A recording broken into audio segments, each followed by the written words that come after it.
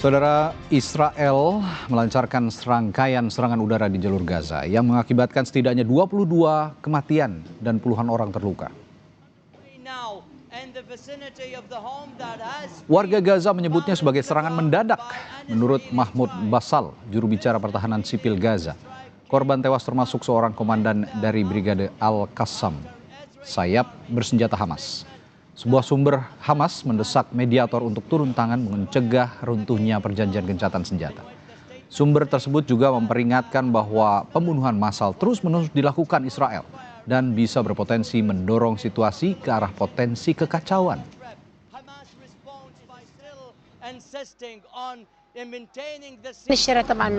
The street was full of women, children, and young people. Suddenly, the strike hit. Our house was destroyed, and our neighbors had people killed and others injured.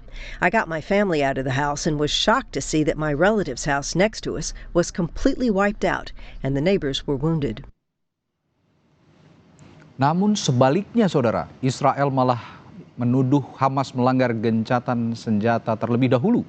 Netanyahu menekankan bahwa tentara Israel beroperasi secara independen dan negaranya telah mendapat lampu hijau dari Amerika Serikat untuk melanjutkan serangannya di Gaza.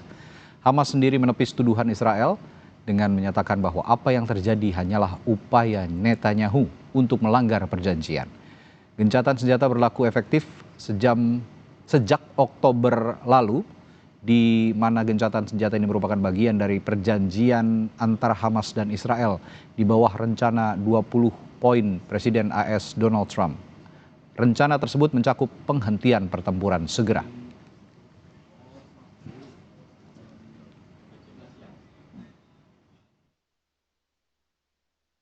הפסקת האש, החמאס לא מפסיק להפר אותה, ואנחנו פועלים בהתאם. היו כמה וכמה ניסיונות שלו לחדור לשטח שלנו מעבר לקו הצהוב, לנסות לפגוע בחיילינו. אנחנו סיכלנו את זה בעוצמה רבה, וגם הגבנו וגבינו מחיר כבד מאוד. זה הרבה מחבלים שחיסלנו. Saudara, situasi di Gaza kembali memanas. Israel dan Hamas saling tuding telah melanggar kesepakatan gencatan senjata. Kedua pihak mengklaim diri tidak bersalah, sementara korban sipil kembali berada di tengah pusaran konflik tanpa perlindungan yang pasti. Pertanyaannya, apa sebenarnya yang terjadi di lapangan? Bagaimana dampaknya terhadap upaya kemanusiaan yang sudah sangat terbatas di Gaza? Malam ini kita akan membahasnya bersama dua narasumber, yakni Ketua Presidium Mercy Hadiki Habib yang selama ini aktif memantau situasi kemanusiaan di Gaza, dan juga hadir pengamat Timur Tengah Hasibullah Satrawi yang akan membantu kita juga memahami dinamika politik dan militernya. Selamat malam. Selamat malam, Mas Habib. Mas Hadiki, selamat malam juga. Assalamualaikum. Selamat malam. Waalaikumsalam. Baik, saya ke Mas Hadiki dulu. Dari laporan Mercy dan relawan yang saat ini juga memantau di perbatasan, baik di Jordan maupun langsung di Gaza, apa yang sebenarnya terjadi di Gaza saat kedua belah pihak saling tuding melanggar gencatan senjata? Ya, relawan Mercy Indonesia saat ini berada di Gaza, dan ketika terjadi serangan tersebut memang berada di daerah Gaza City, ya, Gaza Utara. Serangan ini memang dalam 1 minggu terakhir ini beberapa kali terjadi di daerah Gaza City, di wilayah Gaza Utara. Nah, ini memang berita simpang siur, tapi yang pasti kita perlu menjelaskan kepada masyarakat bahwa wilayah Gaza ini sekarang luasnya itu dikurangi karena pihak Israel itu menambah yang namanya buffer zone atau daerah penopang, di mana daerah buffer zone ini merangsek masuk ke dalam wilayah Gaza, gitu ya. Nah, buffer zone ini yang jaraknya itu ke dalam itu semakin bertambah. Mas Hadiki, bagaimana kondisi yang terjadi saat ini di jalur Gaza, termasuk juga ada situasi saling tuding melanggar gencatan senjata. Tapi saya juga kembali bertanya lagi, Mercy melihat adanya perubahan signifikan dalam akses bantuan selama gencatan senjata ini atau tidak, kira-kira, Mas Hadiki? Ya, selama gencatan senjata yang signifikan itu adalah bombardirnya itu yang selama ini terus-menerus membabi buta itu berkurang sangat jauh. Berkurang sangat jauh ya, memang kalau itu harus diakui ya. Setelah ada proses gencatan senjata ini berkurang sangat jauh. Baik, kalau begitu saya tidak berhenti ya. Oke, baik. Saya ke Mas Habib kalau begitu. Mas Habib, kalau Mas Hasib, sorry saya salah nama jadinya nih. Mas Hasib, kalau memang kondisinya saling tuding begitu ya, saling bersalah, saling diklaim Israel yang bersalah, saling tuding juga katanya Hamas yang salah. Dari perspektif Anda, sebenarnya siapa yang paling bertanggung jawab? Karena kalau saling tuding begini kan yang jadi korban adalah rakyat Gaza sendiri begitu.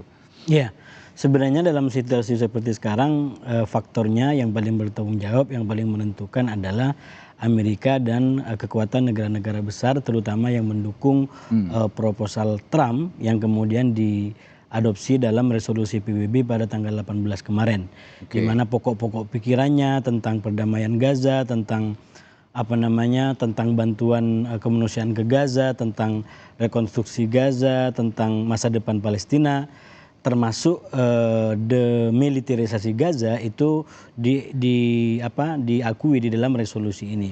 Nah, oleh karena itu kalau saya melihat, Mas, dari beberapa minggu terakhir perkembangannya itu, yang pertama kita lihat dari resolusi ini justru memang resolusi ini menjadi kayak semacam peretas telur kekecewaan barangkali bagi Hamas dan bagi Israel.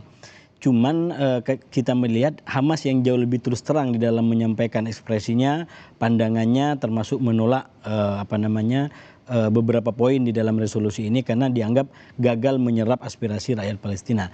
Nah, Israel itu tidak terlalu mentekstualkan kekecewaannya, tapi poinnya kurang lebih sama. Israel dan Hamas sama-sama kurang happy berkaitan dengan poin-poin yang ada dalam resolusi ini. Kenapa? Kalau dengan Hamas itu karena resolusi ini dengan jelas mengatakan bahwa Gaza akan disebut sebagai proses deradikalisasi. Bagian dari tugas pasukan perdamaian yang akan nanti bertugas di Gaza, yaitu adalah memastikan Gaza tidak lagi menjadi basis militerisasi ke depan yang mengancam Israel. Nah, bagi Israel kekecewaannya adalah karena resolusi ini juga masih memberikan harapan bagi kemerdekaan Palestina. Walaupun sebenarnya secara tekstual tidak begitu eksplisit bahwa ini akan langsung menuju kepada pembentukan Palestina merdeka. Cuman dinyatakan kalau situasinya kondusif maka ke depan termasuk kemerdekaan Palestina mungkin bisa dibicarakan. Tapi begini, Mas Hasib, kalau bicara soal harapan, resolusi yang terjadi dari tahun ke tahun, dekade ke dekade sebenarnya kan pasang surut ya, muncul lalu tenggelam kembali. Tapi menurut Anda dalam historical konflik Palestina dan juga Israel, apakah saat ini yang paling memberikan harapan dibandingkan sebelumnya? Ya, sebenarnya kalau kita mau baca fair, masing-masing punya harapan ya. Dulu juga ada kuartet perdamaian di mana keterlibatan para pihak bukan hanya Amerika tapi juga PBB, kemudian ada ada Rusia juga terlibat di situ, Uni Eropa juga terlibat di situ. Nah, kalau dibandingkan dengan sekarang, menurut saya satu yang akan menjadi faktor lebih barangkali adalah ambisi pribadi Trump. Yang sangat ingin mendapatkan Nobel perdamaian dari apa yang telah dia buat, dan itu kemudian nyambung dengan premis ataupun kebijakan-kebijakan pengantar yang telah dibuat, misalkan tentang Abraham Accord, perjanjian Abraham yang itu sekali lagi akan bisa mengubah wajah Timur Tengah. Nah, kalau dibaca dalam konteks semua itu, maka situasi sekarang cukup memberikan harapan untuk katakanlah Timur Tengah lebih besar, lebih makro, yaitu yang lebih damai tadi. Tapi memang syaratnya adalah menyelesaikan persoalan konflik sekarang secara lebih mikro, terutama di antara Israel dengan Hamas, yang saya bilang tadi masing-masing nggak happy sebenarnya gitu. Karena Hamas itu kalaupun dia mau menyerahkan senjata, itu bukan diserahkan kepada pasukan perdamaian. Dia ingin menyerahkan senjatanya kepada otoritas Palestina yang nanti telah terbentuk. Artinya apa? Tetap Hamas berpegangan pada logika bahwa senjata itu sebagai lawan daripada penjajahan. Kalau senjata ini mau diserahkan, maka penjajahan harus habis terlebih dahulu, dan itu artinya adalah kemerdekaan Palestina. Nah, sementara bagi Israel yang kebetulan sekarang dikuasai oleh orang-orang kanan, itu mimpinya Palestina tidak akan pernah ada. Jadi setiap berkas apapun yang bisa memuat tentang Palestina merdeka, itu mereka akan upayakan sekeras tenaga untuk ditolak. Dan itulah yang kita lihat kenapa dikatakan tadi dalam beberapa hari terakhir memuncak ini eskalasi kembali, karena sekali lagi resolusi PBB 2803 itu kurang membahagiakan kedua belah pihak, dan pada kadar tertentu kedua belah pihak melakukan upaya untuk menunjukkan eskalasi. Oke, bicara soal upaya ambisius Donald Trump tadi Anda sebut sebagai upaya ambisius ya, ingin meraih Nobel tadi. Ada beberapa analis juga yang mengatakan bahwa sebenarnya sifat asli Donald Trump ini kan presiden sekaligus pedagang. Iya. Dengan politik yang dimainkan di jalur Gaza saat ini, termasuk politik militernya, apakah itu juga, nanti saya akan tanyakan kepada Anda, apakah itu juga berpengaruh untuk memberikan perdamaian yang lebih baik dibandingkan kondisi-kondisi sebelumnya? Nanti akan saya tanyakan itu, termasuk juga nanti ke Mas Hadiki setelah jeda. Bagaimana juga dampaknya terhadap distribusi obat jika memang situasinya sekarang, makanan, obat, layanan medis di lapangan. Karena sebelumnya juga ketika konflik memanas, akses untuk memberikan bantuan ke sana akan terhambat. Saya akan tanyakan hal itu sesaat lagi di Sapa Indonesia Malam. Tetaplah bersama kami.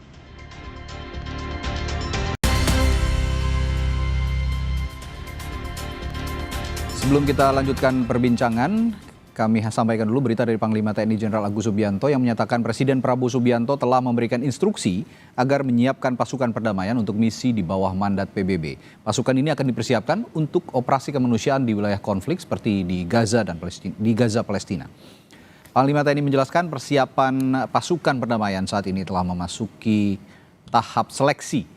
Nantinya pasukan akan dipimpin Jenderal Bintang 3. Pasukan perdamaian yang dipersiapkan berjumlah 3 brigade yang terdiri batalion kesehatan, batalion konstruksi, bantuan mekanis, serta unsur udara termasuk helikopter dan pesawat C-130. Angkatan Laut juga menyiapkan 2 kapal rumah sakit untuk mendukung misi perdamaian dan kemanusiaan.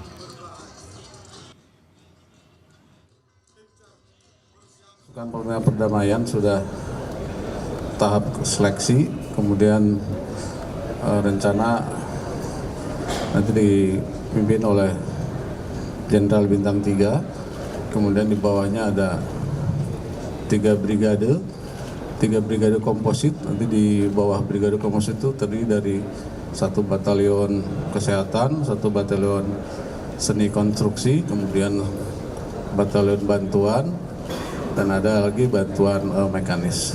Kemudian juga ada unsur udara, kita menyiapkan helikopter, kemudian pesawat C-130 Hercules, dan kita siapkan 2 kapal rumah sakit dari Angkatan Laut.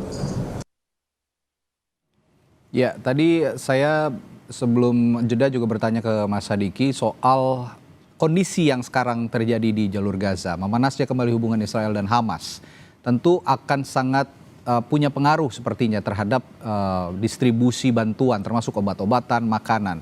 Kondisinya bagaimana sekarang untuk distribusi? Ya, jadi setelah gencatan senjata ada dibuka jalur kemanusiaan untuk logistik.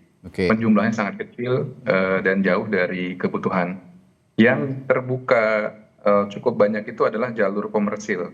Jadi truk-truk yang masuk dengan tujuan berdagang, dan ini juga ada pemain-pemainnya gitu ya. Ini yang sekarang masuk ke dalam Gaza. Apapun itu, ini menjadi wate ya di tengah kesulitan masyarakat di sana, karena bahan-bahan pokok itu tersedia dan harga-harga yang sebelumnya invasi sangat tinggi itu sudah mulai normal kembali itu di pasaran. Jadi bisa dijangkau oleh masyarakat. Baik.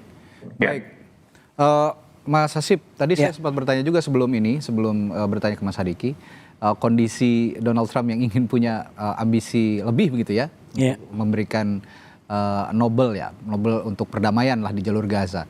Nah, ini analis menganggap bahwa ini hanya upaya-upaya akal-akalannya Trump aja, karena Presiden Amerika Serikat ini juga pedagang. Untuk konteks militer, apakah itu masuk akal jika dikaitkan dengan sifat Donald Trump yang sering kali berdagang dalam situasi-situasi tertentu? Iya. Saya rasa terlalu naif kalau kita mengatakan para pihak atau banyak negara ini tidak akan mendapatkan keuntungan dari apa yang diputuskan. Apalagi keputusan besar seperti ini pasti dapat keuntungan-keuntungan tertentu, baik langsung atau tidak. Termasuk Donald Trump gitu.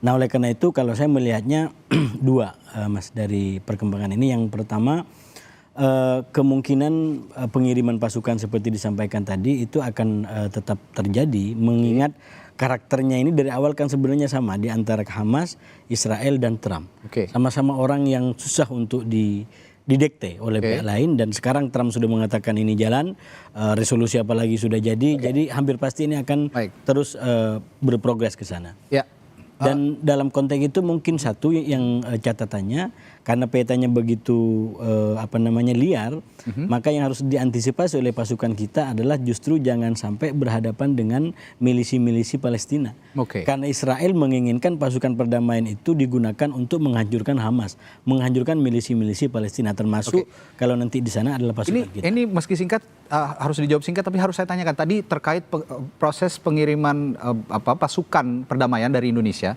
apakah akan juga terganggu dengan adanya situasi seperti ini yang memanas kembali jalur Gaza, kira-kira menurut Bung Hasib? Saya melihat dengan perkembangan yang ada tidak ada yang gangguan untuk bisa menunda itu, apalagi resolusinya sudah terjadi dan komitmen para pihak juga makin kuat, walaupun sekali lagi Hamas dengan Israel mungkin melakukan manuver agar ini tidak lancar gitu, karena seperti saya bilang tadi, Israel ingin membajak pasukan ini untuk menghancurkan Hamas, sementara Hamas juga tidak ingin menyerahkan senjatanya kepada pasukan lain. Dia ingin menyerahkan senjatanya kepada otoritas Palestina. Baik, terima kasih analis Timur Tengah Bung Hasibullah dan juga Mas Hadiki dari Mercy sudah memberikan informasinya juga terkini dari lapangan dari relawan-relawan Mercy. Terima kasih, selamat malam, sampai jumpa lagi, sehat selalu Bapak.